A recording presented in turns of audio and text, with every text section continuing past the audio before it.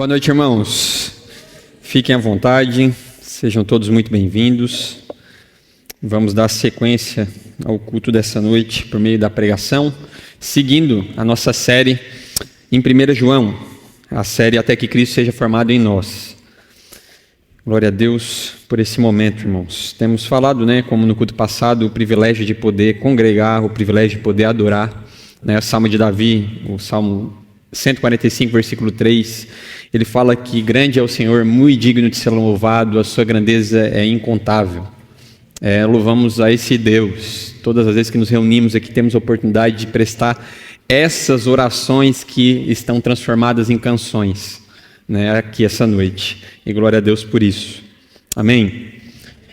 Hoje nós vamos expor o texto que se encontra em 1 João, capítulo 5, versículos 1 ao 5. 1 João, capítulo 5, versículos 1 ao 5.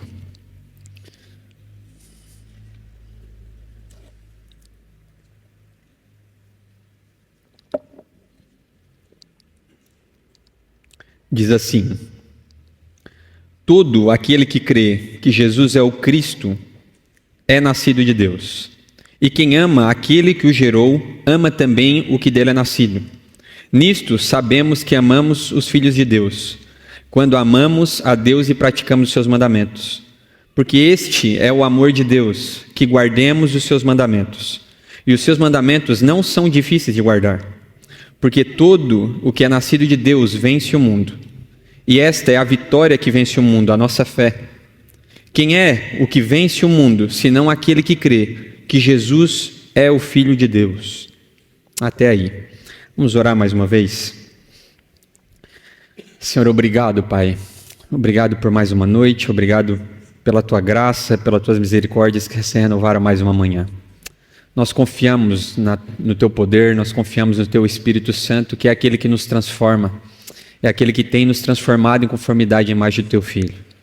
Senhor, mais uma vez fala ao nosso coração por meio dessa palavra.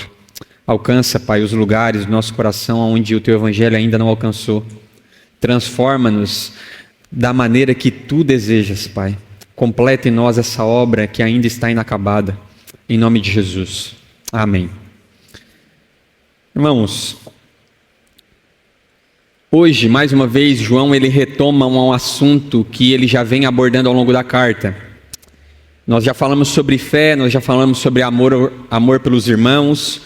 Falamos sobre obediência, falamos sobre vencer o mundo, no capítulo 2, falamos sobre o amor ao mundo, o perigo a isso e como nós devemos não amá-lo, a esse sistema de valores que é oposição a Deus. E João ele volta, aqui no capítulo 5, falando sobre o novo nascimento. Aqueles que nasceram de Deus, lembre-se que nós falamos no capítulo 1, ele fala que aquele que pratica a mentira, ele não tem nada a ver com Deus. É impossível viver uma vida no pecado deliberadamente e dizer que pertence a Deus. E isso nos assusta um pouco no início do capítulo 1, até que ele chega a uma conclusão dizendo: mas vocês conseguem viver todas essas coisas porque vocês nasceram de novo. Vocês conseguem praticar a justiça, vocês conseguem andar na luz, vocês conseguem amar os seus irmãos porque vocês nasceram de Deus. E João ele chega no capítulo 5 numa conclusão disso novamente.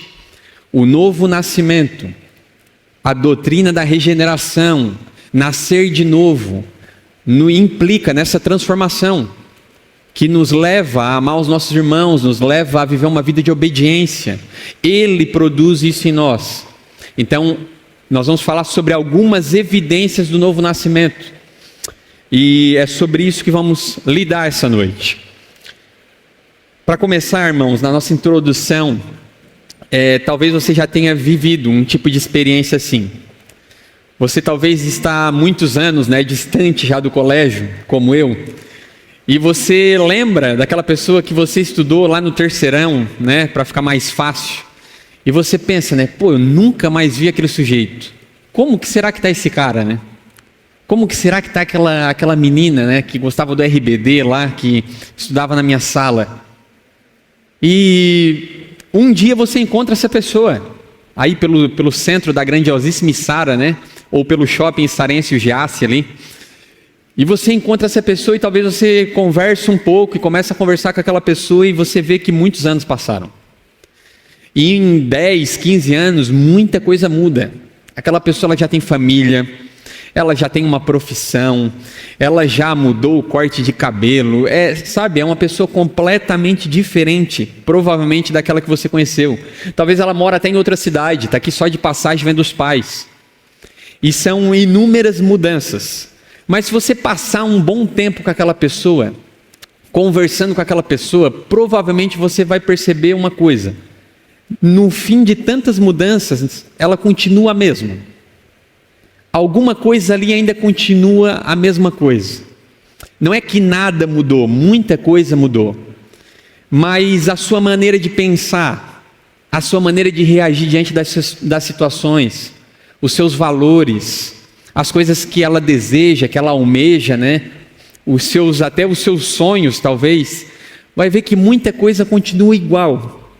Porque nenhuma mudança externa que a gente possa fazer muda no cerne do ser humano, da nossa natureza. A gente pode mudar comportamentos, a gente pode talvez mudar de cidade, de profissão, mudar a nossa aparência física, mas a natureza humana só existe alguém que pode mudar, que é o próprio Espírito Santo, realizando em nós um novo nascimento. É por isso que muitas vezes nós vemos pessoas mudando ao longo dos anos, até abandonando alguns costumes, até frequentando a igreja, talvez criando uma nova filosofia de vida, né? Virou uma pessoa mais natural, né? Que abraça a árvore e coisas do tipo, e tu vê que ela até tem uma filosofia de amor e tudo mais, mas isso não é o suficiente, isso não muda a natureza de quem ela é. E o fato é que a nossa natureza, desde a queda, irmãos, ela foi corrompida. Desde lá nós não só pecamos, nós somos pecadores. Essa é a nossa natureza. Não são pessoas boas que praticam alguns pecados. É pessoas no cerne do seu ser, da sua natureza, pecadores por nascença. E é o que Efésios fala, espiritualmente mortos em seus delitos e pecados. Espiritualmente incapazes de produzir em nós uma mudança, uma transformação a tal ponto que só, o Espírito Santo pode fazer. E é exatamente isso que nós vemos naquele diálogo de Jesus Cristo com Nicodemos. Ele reconhecendo que talvez aquele cara seja o Messias, mas como ele pode fazer para ver o reino de Deus? E o que Jesus Cristo diz que é impossível intelectualmente alcançar isso. O que ele fala ali para Nicodemos não é: você precisa melhorar, Nicodemos. Talvez você é muito religioso, um fariseu muito cheio de, muito quadrado. Você precisa melhorar, ser mais flexível. Não é isso que ele fala. Ele não fala também se esforce mais para aprender mais. Você precisa aprender mais do que você já sabe, mesmo sendo um mestre. O que ele fala é: você precisa nascer de novo. Para ver o reino de Deus é necessário nascer de novo. Por mais que ele fosse um homem conhecedor da lei, por mais que ele fosse talvez aquele que as pessoas mais esperassem, quem reconheceria o Messias, se não Nicodemos?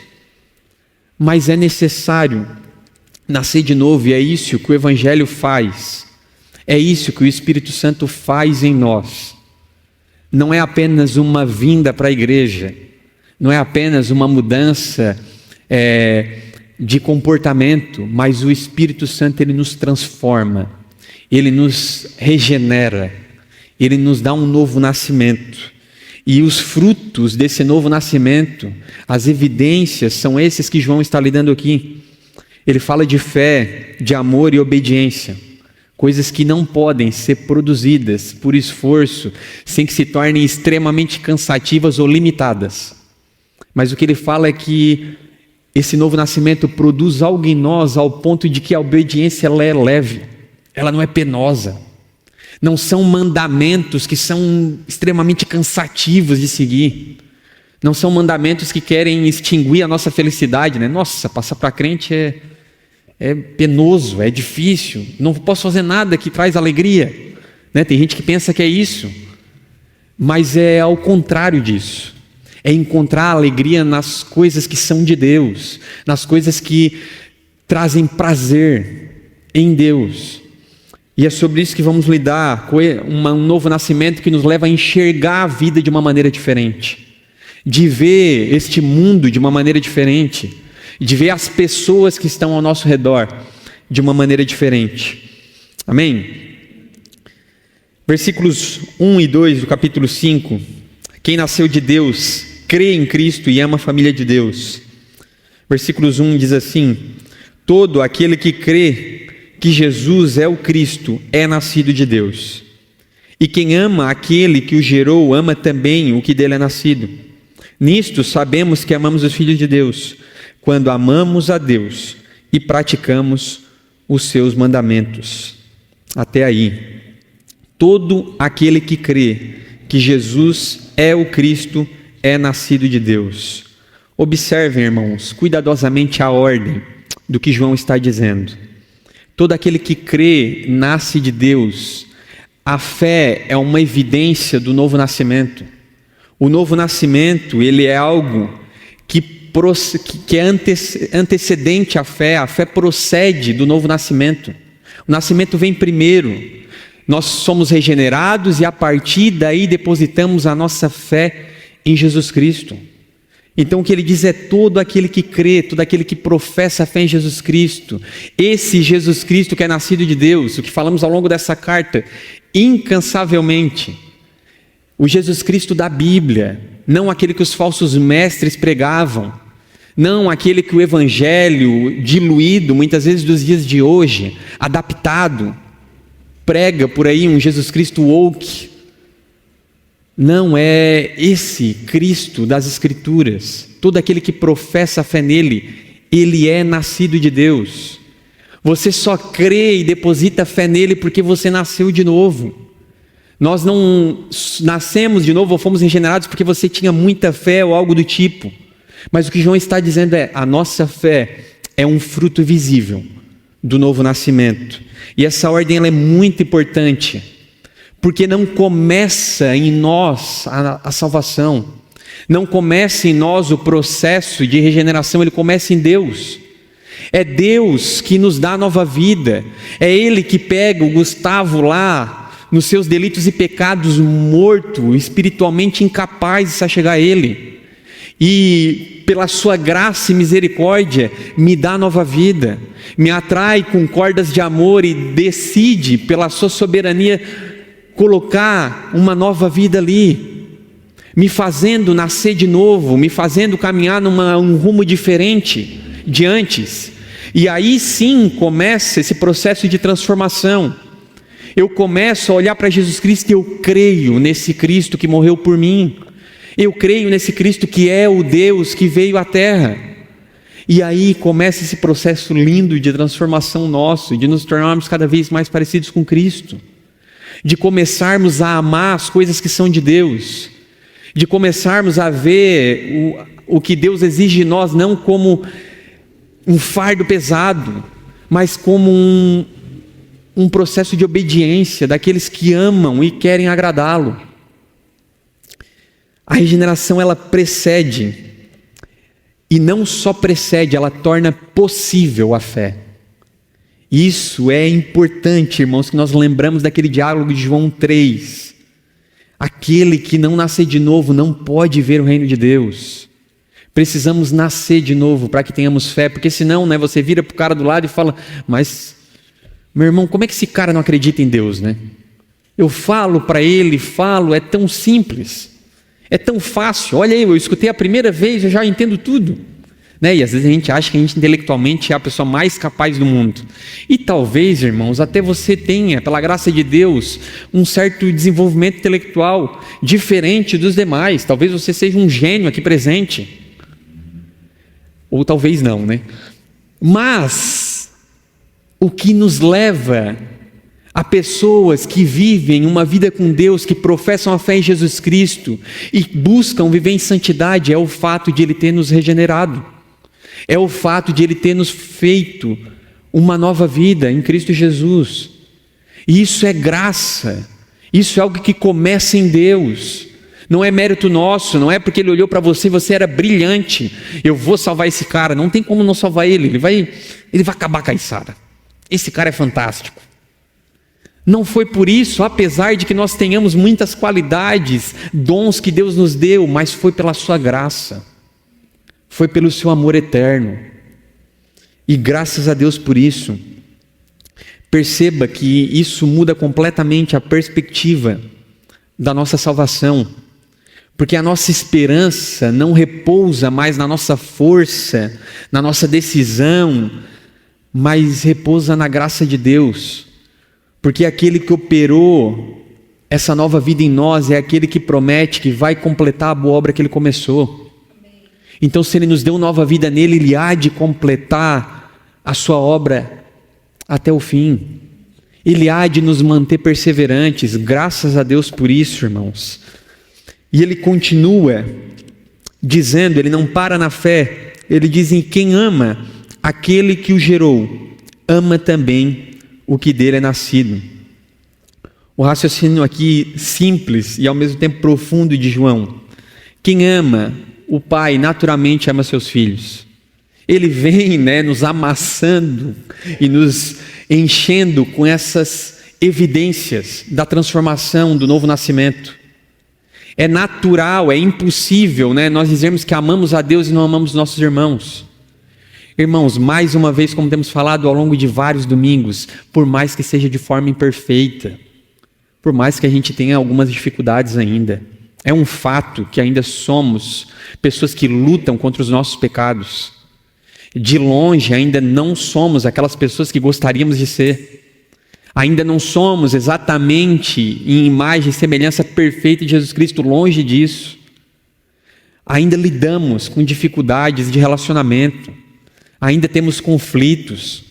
Isso é viver em comunidade, é perdoar, é ser amado, é compreender, é exercer misericórdia, paciência, benignidade, benevolência. Mas, desde o novo nascimento, é um fato de que ele tem operado em nós, ao ponto de esses frutos se tornarem visíveis mais e mais. O amor ao próximo. Talvez você, antes do novo nascimento, você era alguém que amava talvez só a si mesmo. Talvez no nosso egoísmo amávamos ali talvez um marido, uma esposa, mas ainda assim muitas vezes nos movíamos por interesse, por comodidade. Não aquele amor segundo Cristo, sacrificial, que escolhe sofrer o dano.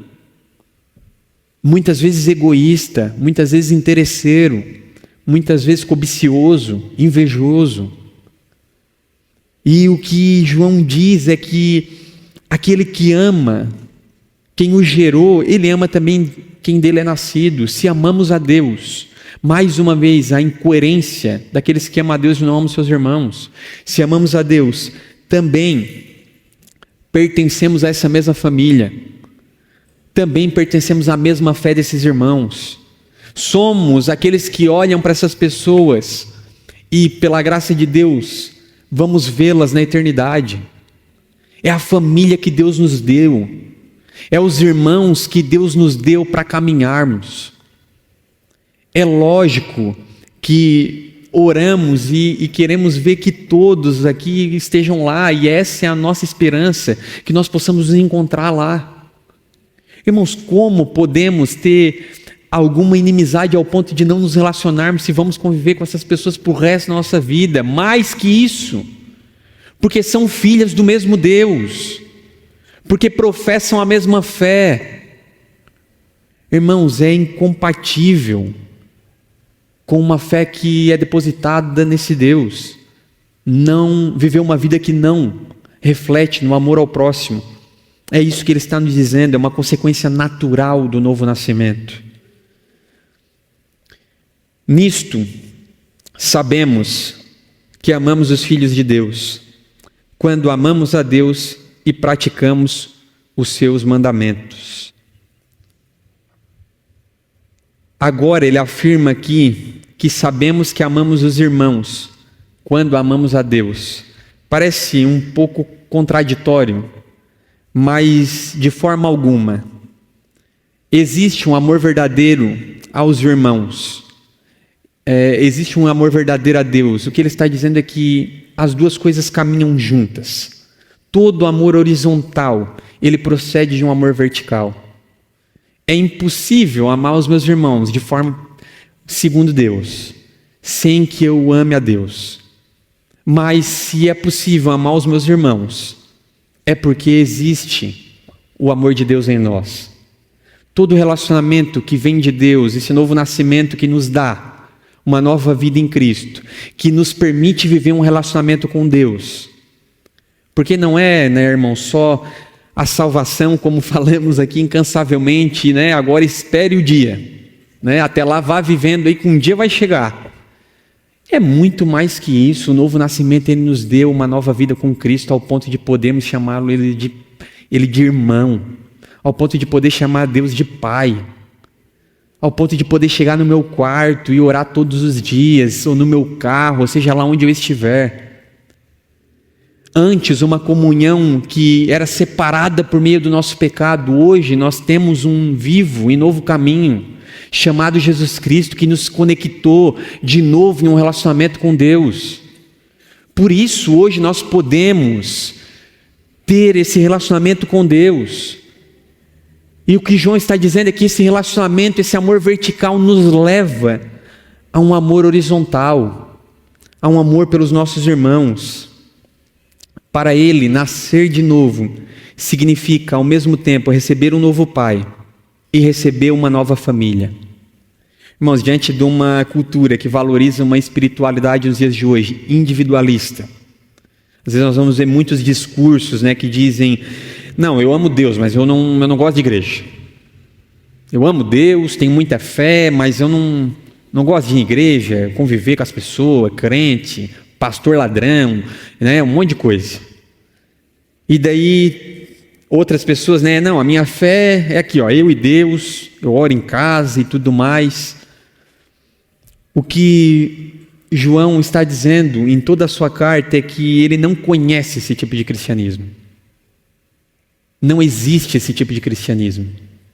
Ele nos dá um pai, mas ele também nos dá uma família. Ele nos dá pessoas que são suporte na caminhada, que são também ferramentas de transformação na nossa caminhada, como o provérbio diz, como ferro afia o ferro, é aquele amigo mais chegado com o irmão, é afiando ali, é desgaste, é uma cutucadinha ali, uma aqui, ajuste, perdão, é isso, é incompatível. Nós temos essa família chamada igreja. Como esse amor se torna visível na prática? O versículos 3 do capítulo 5, porque este é o amor de Deus, que guardemos os seus mandamentos, e os seus mandamentos não são difíceis de guardar. Porque este é o amor de Deus, que guardemos os seus mandamentos. Perceba que João, ele não está definindo aqui o amor de Deus por nós. Essa descrição, o amor de Deus, na língua grega, ela traz algumas palavras aqui que ela pode ter dois significados segundo o seu contexto. No genitivo objetivo, ela fala sobre o amor de Deus por nós. E no genitivo subjetivo, ele fala nesse amor de Deus por ele. O que implica que é o contexto. E nós vemos que o contexto do capítulo 5 é sobre esse amor nosso por Deus. Então, se nós pudéssemos parafrasear aqui esse versículo, é como se fosse: pois amar a Deus significa guardar os seus mandamentos. Amar a Deus significa guardar aquilo que Ele exige de nós. Significa viver uma vida de obediência. Se nós amamos a Deus, nós queremos agradá-lo. Nós queremos obedecê-lo. É como esse amor se torna visível. Não é um amor apenas de palavras, não é um amor apenas de emoção. É aquela ideia de que eu fui em muitos retiros, irmãos, quando era novo. Eu sou filho de crente, e filho de crente ele não tem opção quando é novo, né? Ele vai em tudo, né? Retiro, culto aqui, culto lá. E a minha mãe era assim, pensa naquela pessoa rato de igreja. E eu fui em inúmeros retiros. E eu lembro que eu ia no retiro, né? E chegava lá, a gente se emocionava, e às vezes ia amigo meu, e chorava, e aquela coisa toda, e pá, é muito legal isso aqui. Não tem como não amar Deus.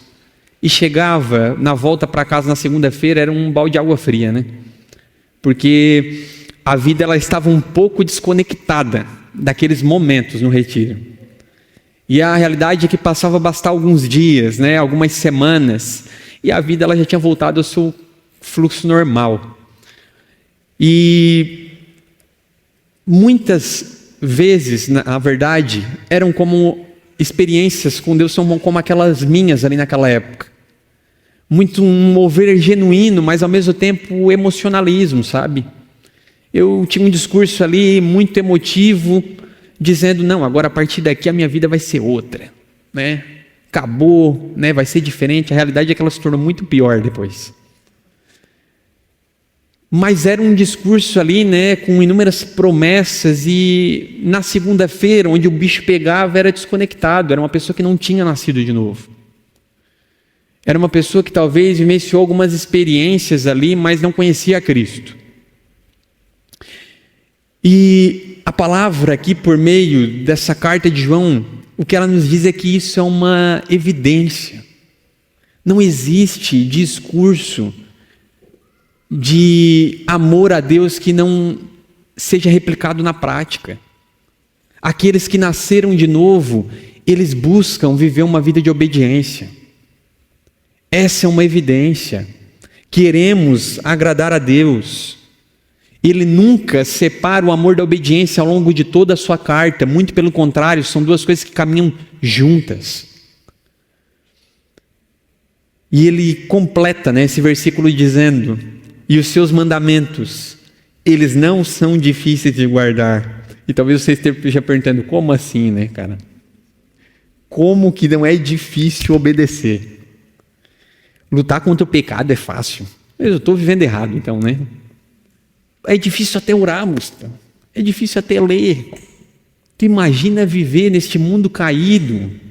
Tu imagina professar a fé em Jesus Cristo e continuar perseverando e caminhando, quando tantas coisas nesse mundo nos brilham os olhos. E o que ele fala ao longo de tudo isso não é que não existe pecado, não é que não existe uma batalha, uma necessidade constante de lutar contra o nosso pecado, de confessar os nossos pecados. Mas os mandamentos de Deus, eles deixam de ser um peso para quem nasceu de novo. É isso que João está dizendo. Eles deixam de ser um fardo para aqueles que nasceram de novo. É pesado. É pesado somente para aqueles que não tiveram ainda as suas afeições transformadas. Não que não seja desafiador, irmãos. É desafiador caminhar neste mundo. É desafiador professar a fé em Cristo, enquanto todos, a grande maioria, vai numa maré contrária. E você pensa, mas só eu, que você, aqui o que está caminhando para lá. E é difícil. E pela graça de Deus, Deus vem dar amigos na caminhada, que nos ajudam também a se manter firmes. Mas é desafiador. É um fato. E não desanime se você não consegue performar da maneira como você queria. Porque infelizmente, né, nós lidamos com essa geração da performance. E muitas vezes Deus nos esmaga, né, para que quebre o nosso orgulho e esse nosso senso de performar. Mas é um fato que é uma evidência. Eles se tornam leves, porque ele muda a disposição do nosso coração. Nós passamos a amar as coisas que Deus ama. Nós passamos a querer obedecê-lo. Calvino, ele traz uma observação muito bonita a respeito desse versículo. Ele diz assim: o problema nunca esteve na lei de Deus. O problema estava no coração humano. Enquanto o homem permanece escravo do pecado, a vontade de Deus lhe parece pesada, inconveniente e até indesejável. Mas quando Deus concede um novo coração, Ele não apenas muda aquilo que fazemos, Ele transforma também aquilo que desejamos. O novo nascimento opera isso em nós. Se torna diferente de antes, se torna leve, não pesado mais. Porque Ele muda o nosso coração, Ele muda os nossos desejos. Vou ter que ir para a igreja, meu Deus do céu, vou ter que... não pode mais nem dar uma mentidinha. Não, é muito difícil ser crente. Tem que parar de trair, tem que parar disso, tem que parar daquilo, tem que parar de fazer aquilo. Muitos olham para a vida, na igreja como esse desafio. A realidade é que talvez até nós olhássemos antes de sermos encontrados e olhávamos para a realidade da igreja. Não, crentes são chatos. Irmãos, esse era o meu pensamento antes, de me converter. Eu pensava, não dá para suportar os crentes, cara. Eu tenho um cristão assim que eu gosto, que era minha mãe, obviamente. O resto era um chato. E eu olhava para os crentes e digo, como é que esses caras conseguem viver assim? E a verdade, irmãos, é que tinha alguns que eram chato mesmo. E às vezes, ainda existem hoje. Às vezes nós somos inconvenientes. Às vezes nós não sabemos como apresentar o evangelho às pessoas. Como se fôssemos, Spurgeon sintetiza bem isso dizendo, eu era um mendigo, faminto de pão. E eu conhecia uma padaria que tinha pão grátis, eu apenas aponto o caminho para onde ela está. Isso é conhecer a Cristo. Eu encontrei um lugar que sacia a minha fome. Eu encontrei um lugar que tinha a cura para a morte. Se nós encontrássemos, irmãos, um lugar que fosse a solução para a morte, quantos ficariam calados para si? Nós iríamos apontar para lá.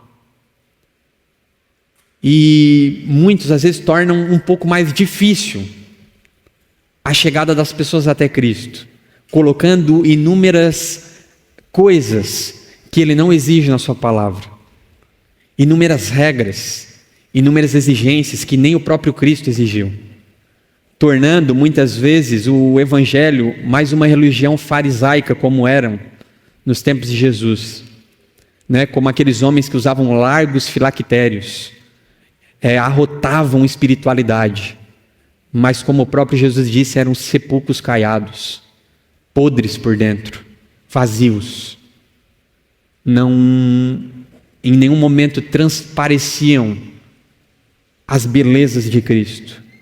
Que nós não sejamos esses, irmãos. Que nós possamos ser as pessoas que facilitam o caminho até Cristo. Porque a fé vem pelo ouvir da palavra de Deus. Mas para que as pessoas nos ouçam, nós precisamos, primeiramente, não ser um empecilho. Então, que nós possamos ser esses que as pessoas têm prazer de ouvir, querem ouvir. Talvez elas te escutem e elas não concordem. Talvez elas te escutem e elas continuem pensando, não, realmente ele é maluco mesmo. Como que ele acredita nisso? E que nós possamos descansar na verdade de que quem convence o pecador do pecado é o nosso Santo Espírito que Deus nos deu. É o Espírito Santo. Ele convence as pessoas do pecado, da justiça e do juízo. Ele é quem opera a nova vida e novo nascimento. Então nós somos apenas os carteiros. Nós apenas entregamos a mensagem. O conteúdo é a sua palavra. E quem realiza o processo magnífico do novo nascimento é o seu Espírito Santo. Amém?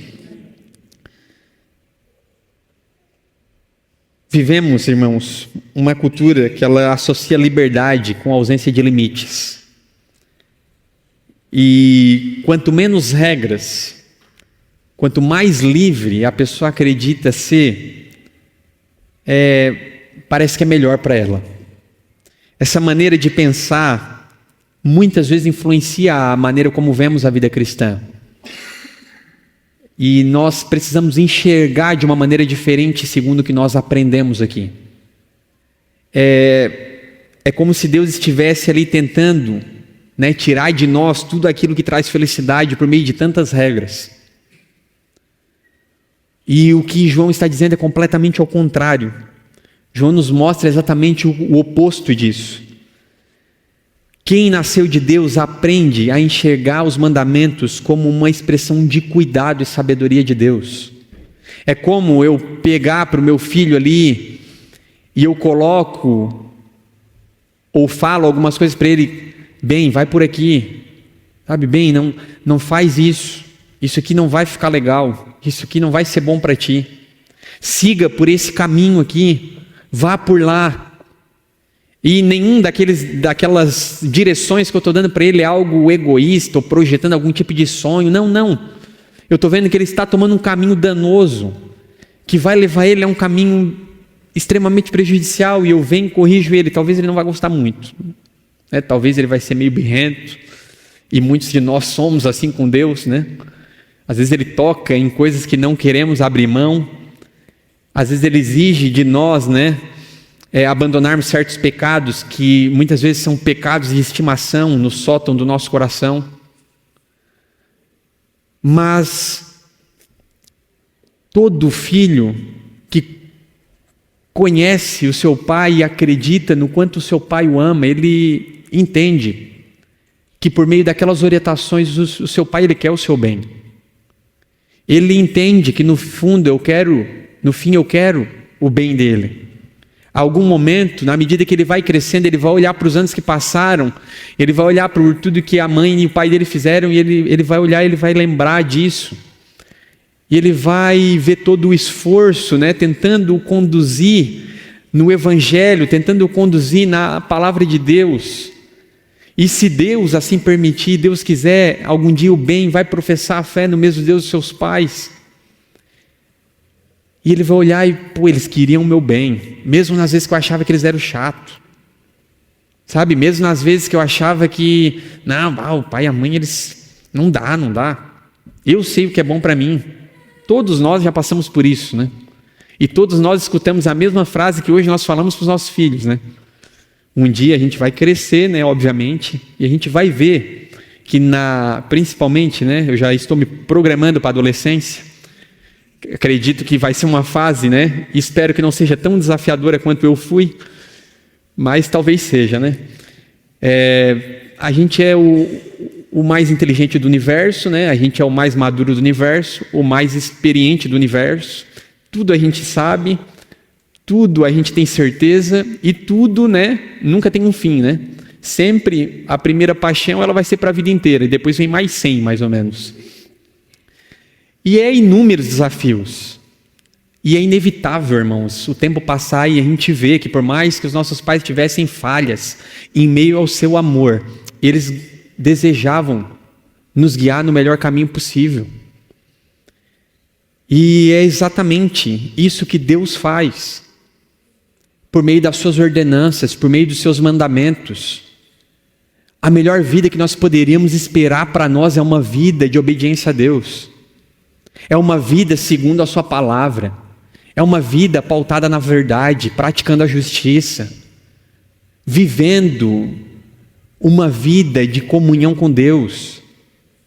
Por isso se torna leve. Como não vamos ver prazer em obedecê-lo se ele mudou o nosso coração, as nossas afeições? E se cremos que se existe alguém que nos ama, irmãos, é Deus. Se existe coisas que eu não posso fazer pelo bem ou cuidar, né? Quem é pai e mãe sabe. Se nós pudéssemos absorver todo o sofrimento do mundo para que os nossos filhos não passassem pelas decepções que o aguarda aí fora, nós absorveríamos. Mas não podemos. Mas eu descanso numa verdade, é que se há um Deus que ama a vida do meu filho mais do que eu, é o meu Deus. Se tem um Deus que cuida da vida dele mais do que eu possa cuidar, é Deus. Como não ver prazer nas suas orientações? Como não ver prazer nas suas ordenanças, nos seus mandamentos?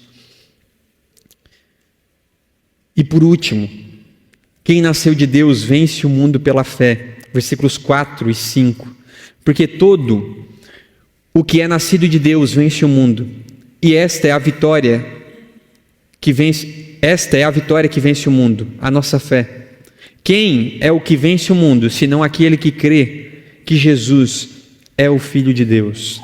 Até aí. Ele diz, porque todo o que é nascido de Deus vence o mundo.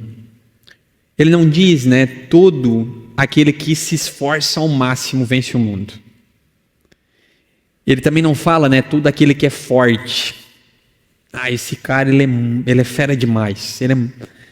Ele é um exemplo nesse sentido.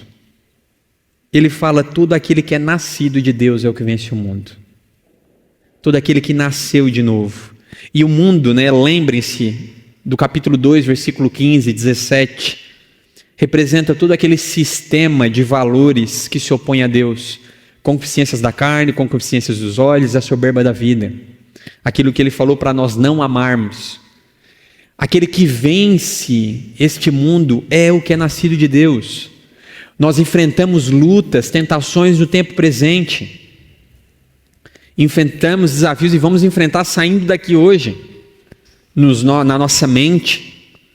Saindo daqui, um cara vai cortar talvez a tua frente ali no trânsito e você vai ser tentado a proferir palavras de amor, esperança, de bênção. Você vai ser tentado a pensar coisas que não lhe convêm. Amanhã, na segunda-feira, novamente. E por mais que nós estejamos vivenciando essas lutas, esse tempo presente, ele fala que todo aquele que nasceu de novo, ele vence o mundo. E ele diz, esta é a vitória que vence o mundo, a nossa fé.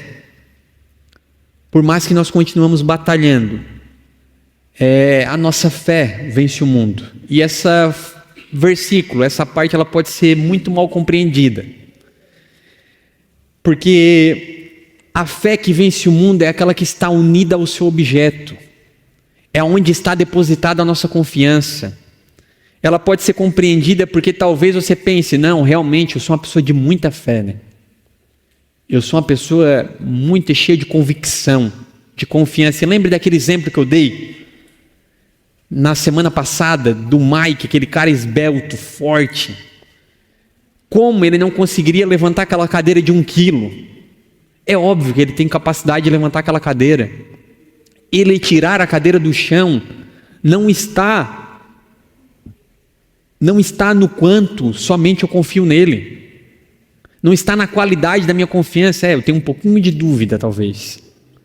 Ela está naqueles braços musculosos. Ele é capaz de tirar essa cadeira do chão. A nossa fé, irmãos, é aquilo que vence o mundo, não porque a nossa fé, ela às vezes não é pequena. Às vezes ela é. Às vezes nos falta fé. Às vezes diante de uma doença, de situações que nos levam a limites, às vezes nós vacilamos, as pernas tremem, nos questionamos se é que temos fé para enfrentar algumas situações. Mas o que João está dizendo é que nós vencemos o mundo por causa do alvo da nossa fé, porque ela está conectada a Jesus Cristo. Porque nós depositamos a nossa confiança nele, é o que ele diz no restante dos versículos. Quem é o que vence o mundo? Senão aquele que crê que Jesus é o Filho de Deus. É esse que vence o mundo, aquele que deposita a sua confiança em Jesus Cristo. A vitória sobre este mundo, caminhar neste mundo, continuar vencendo, continuar prosseguindo, perseverando, chegando até o último dia, ao ponto de nos encontrarmos com Cristo, com fé, inabaláveis ali, não está no nosso desempenho, não está no quanto você tem fé ou não. De fato, temos a fé que Deus nos deu e depositamos ela em Jesus Cristo.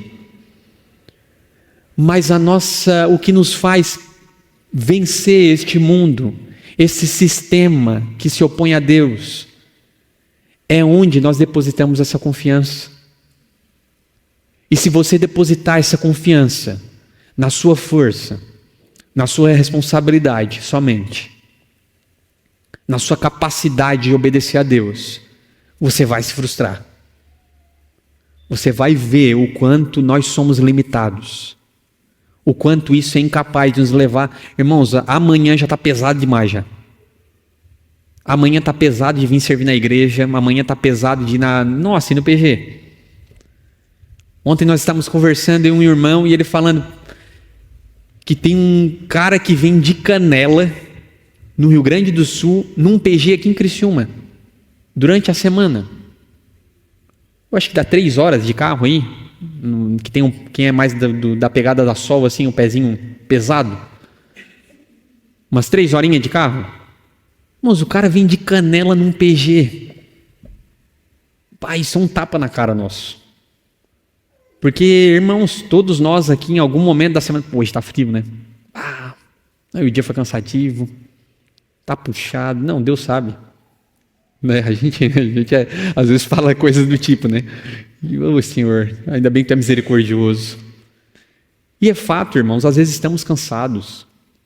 É real, e Deus, Ele compreende. Nós somos, né? É pó. Ele nos lembra que não somos Deus. Mas um fato é que não depende de nós. Às vezes a nossa fé é pequena, às vezes estamos cansados, às vezes estamos até assim ao ponto de questionarmos se nascemos de novo ou não. Senhor, será que eu nasci de novo? Olha para a situação, olha para como eu estou.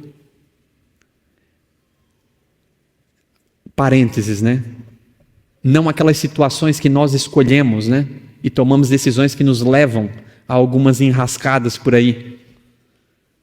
Mas muitas vezes a nossa fé está assim pequena. Mas precisamos nos lembrar de que é onde nós depositamos a nossa confiança. E se a nossa fé vence o mundo, não é porque ela seja forte, mas é porque ela repousa sobre o Filho de Deus. E se Cristo é aquele que venceu o mundo, se nós estamos juntos com Cristo, pela nossa fé depositada nele, vencemos também com ele.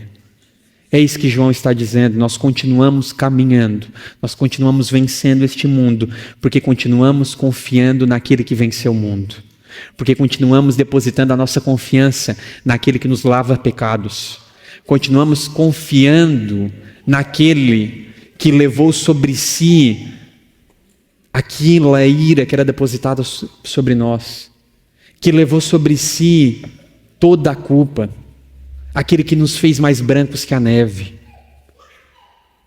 Irmãos, nisso está a nossa confiança. Amém? Não se desanime nos dias difíceis, mas lembre-se onde a sua fé está depositada, onde a sua confiança está depositada. Lembre-se, se eu nasci de novo, por mais que... Mas, moço, eu não sou aquele exemplo, sabe? Que eu esperava que eu fosse. Eu não sou aquele cristão assim extremamente...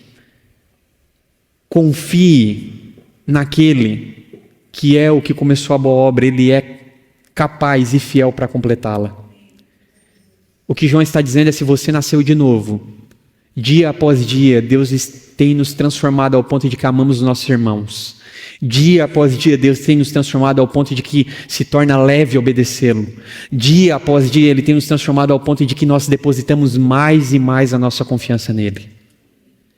Isso é uma evidência. Isso Ele está fazendo. Continue perseverando, continue lutando contra o seu pecado, continue buscando viver uma vida de santidade, mas lembre-se, Cristo que venceu o mundo, não você. Mas quando estamos unidos a Cristo, nós vencemos o mundo com Ele, confiando nele. Irmãos, a tempestade bate, mas a gente fica tranquilo, porque Jesus Cristo está no barco. Essa é a realidade, não é porque nós conhecemos todos os caminhos, não é porque nós conhecemos o mar a tal ponto, não é porque... É porque nós conhecemos bem o nosso guia. Nós confiamos nele. Essa é a verdade de Deus para nós essa noite, amém?